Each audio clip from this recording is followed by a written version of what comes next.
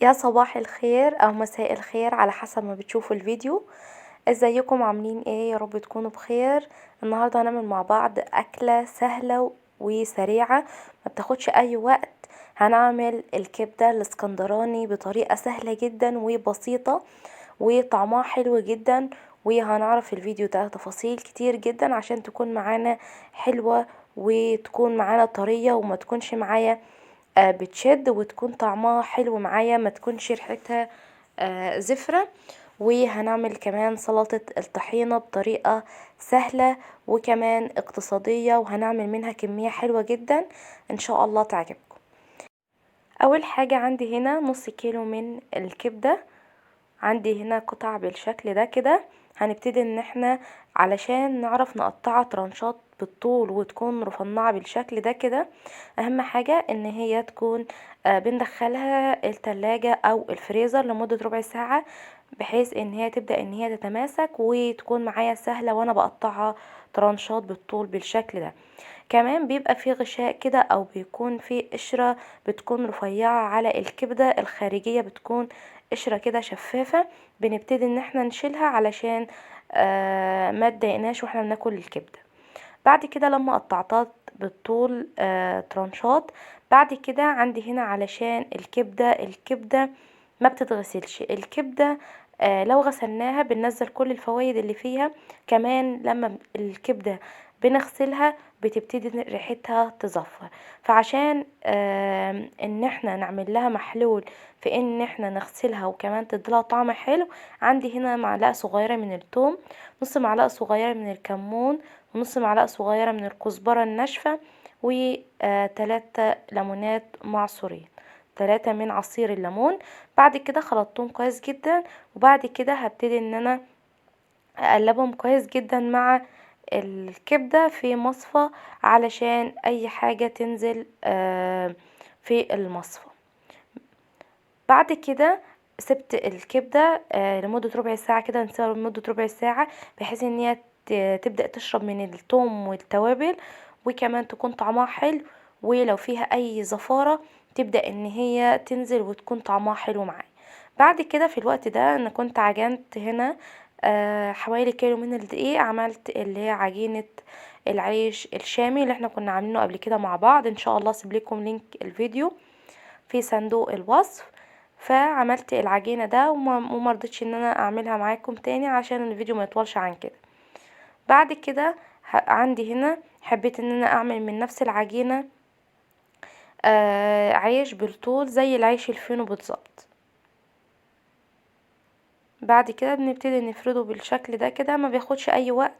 وكمان العجينة بتاعتها عبارة عن كيلو من الدقيق. كيلو الدقيق نزلت عليه بمعلقتين من اللبن البودر لو متوافر، معلقة صغيرة من البيكنج باودر، نص معلقة صغيرة من الملح، معلقة كبيرة من السكر، وباكت من الخميرة الفورية، وكوباية من المية الدافية، وكوبايتين من اللبن الرايب، وعجنتهم كويس جدا.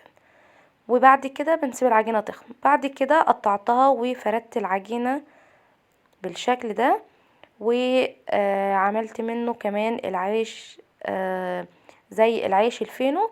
بعد كده ما خدش وقت خالص، شغلت الفرن على نار هادية وسبته الفرن يسخن، وبعد كده طفيته، وبعد كده دخلت العيش بتاعي.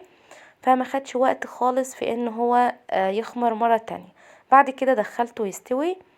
وبعد كده عندي هنا الكبدة اللي احنا تبلناها بالثوم والكمون والليمون والكزبرة، وعندي هنا فلفل وثوم وليمون وكمون وكزبرة. ده كده عشان نعمل الكبدة الاسكندراني. دي المقادير. اول حاجة عندي هنا صينية او طاسة بنرفعها على النار، واهم حاجة ان احنا نسيبها تسخن فترة كويسة جدا لحد لما تكون معايا سخنة كفاية. بعد كده نزلت فيها ب3 معالق كبار من الزيت وسبته يسخن كويس جدا لحد لما الزيت يبدأ ان هو يقدح معايا ويكون معايا سخن كويس.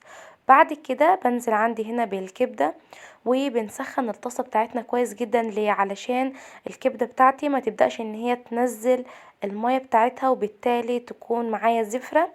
كمان لما ناخد الكبدة بنبتدي نفردها في صينية تكون على حجم الكبدة عشان ما تبدأش كمان تنزل ميتها، وبنبتدي ان احنا نوزعها في الصينية ما تكونش كلها فوق بعض، وده كله بيخليها تنزل المية. فأهم حاجة ان النار تكون على نار عالية لحد لما تبتدي تاخد لون، ونفضل نقلب فيها لحد لما تتشوح كويس جدا واللون بتاعها يبتدي يغير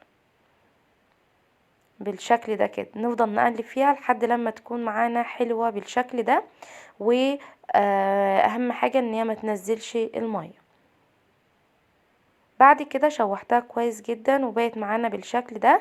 بعد كده هضيف هنا معلقة صغيرة من الثوم المفروم، وبعد كده نفضل نخلطها مع الكبدة عشان الثوم يبدأ ريحته تطلع، وكمان تكون معايا الكبدة طعمها وريحتها حلوة. بعد كده نزلت عندي هنا بنص معلقة صغيرة من الكمون والكزبرة، وكمان نص معلقة صغيرة من الملح، وبعد كده نخلطهم مع بعض كويس جدا.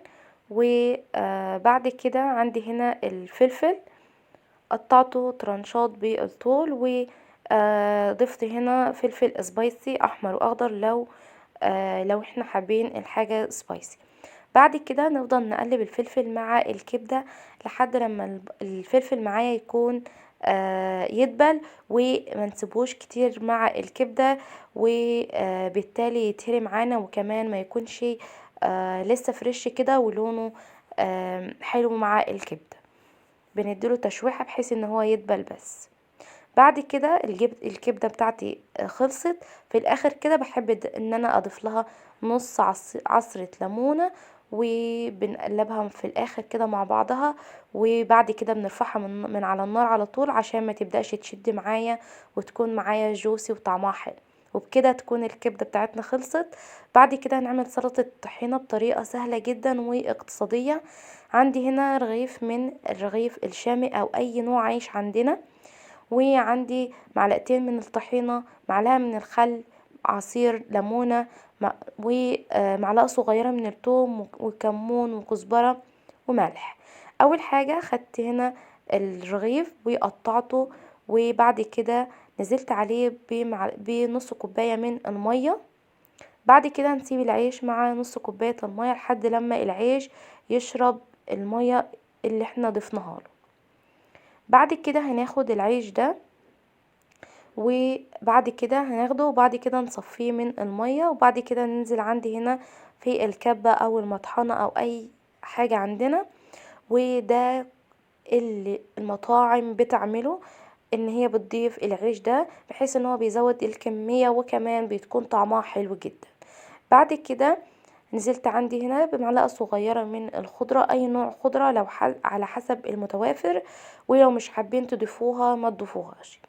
بعد كده نزلت عندي هنا بمعلقتين من الطحينة، ومعلقة من الخل، ومعلقة صغيرة من الثوم، وعصير ليمونة، ونص معلقة صغيرة من الكمون والكزبرة، ومعلقة صغيرة من الملح، ومعلقة صغيرة من زيت الزيتون او اي زيت عندنا. بعد كده نبدأ ان احنا نخلط كل المكونات ديت مع بعض لحد لما كلهم يمتزجوا كويس جدا. وده كده شكل صوص الطحينة. اللون مختلف علشان احنا ضفنا خضرة، ولو مش حابين نضيفها وتكون لونها فاتح ما نضيفهاش. وده كده صوص الطحينة او سلطة الطحينة. تعمل كمية حلوة، كمان طعمها حلو جدا وسهلة، وكمان اقتصادية وطعمها حلو جدا. جربوها تعجبكم جدا جدا. بعد كده نزلت عندي هنا معلقة من الزيت ورشة من البقدونس عشان تديلها شكل حلو. بعد كده ده بقى كده كان الفيديو بتاعنا النهاردة. عملنا فيه الكبدة الاسكندراني بطريقة سهلة جدا وبسيطة، وما بتاخدش وقت وسهلة جدا، وكمان طعمها حلو. وعملنا سلطة الطحينة بطريقة سهلة واقتصادية. وعندي هنا الليمون المعصفر اللي احنا كنا عاملينه مع بعض، وان شاء الله اسيب لكم لينك الفيديو في صندوق الوصف. وعملنا العيش الحلو ده طعمه حلو جدا، واحنا عملناه كتير مع بعض. ده كده بقى الغدا بتاعنا النهارده. وكمان عملنا معاه رز ابيض لو حابين ان احنا ناكل الكبدة مع رز وسلطة. وبعد كده نعمل مع بعض ساندوتش حلو كده من الكبدة وسلطة الطحينة، كريمية وناعمة وكمان كميتها حلوة جدا.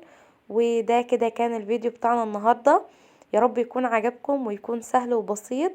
ولو عجبكم الفيديو ما تنسوش تعملوا لايك للفيديو وشير وسبسكرايب، وان شاء الله نتقابل في فيديو جديد وفكرة جديدة. كنت معاكم منار محمود، مع الف سلامة حبايب قلبي.